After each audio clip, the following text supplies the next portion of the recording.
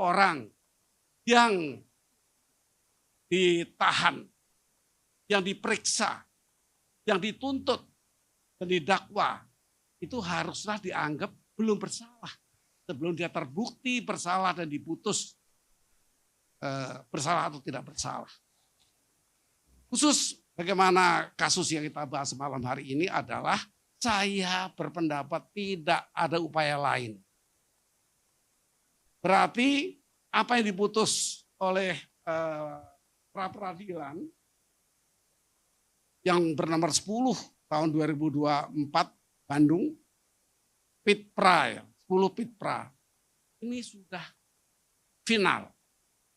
Tidak ada lagi sambungan apalagi yang lainnya dan sprendik baru dan tidak boleh. Kalau saya membaca poin-poin tadi yang sempat ramai adalah menyatakan tidak sah segala keputusan dan penetapan yang dilakukan lebih lanjut ya oleh termohon yang dikenakan dengan penetapan tersangka atas diri termohon pada pemohon. Apa artinya? Saya menggambarkan bahwa pra peradilan yang dilakukan ini mengenai error in persona, kesalahan terhadap orang. Selesai, it's done. Tidak ada lagi disebutkan amar ini merupakan urusan hukum ini. Kalau disebut perkap atau disebut kuhap, itu adalah law in abstracto. Hukum atau aturan atau peraturan itu masih abstrak. Yang in konkreto adalah ya putusan ini. Jangan lagi dipersoalkan, wah perkap nomor sekian, perma nomor sekian, itu abstrakto.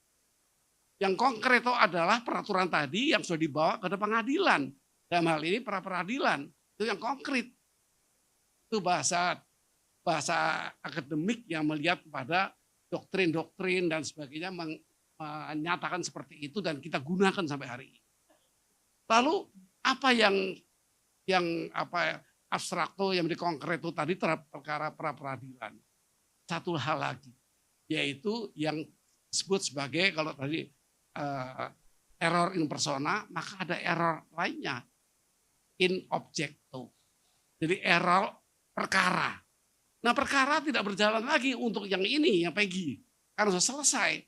Tetapi kalau objektonya sudah berjalan, tadi Ibu kemukakan, ada keterkaitan kembali terhadap seseorang yang telah putus di pra peradilan dan terkait lagi.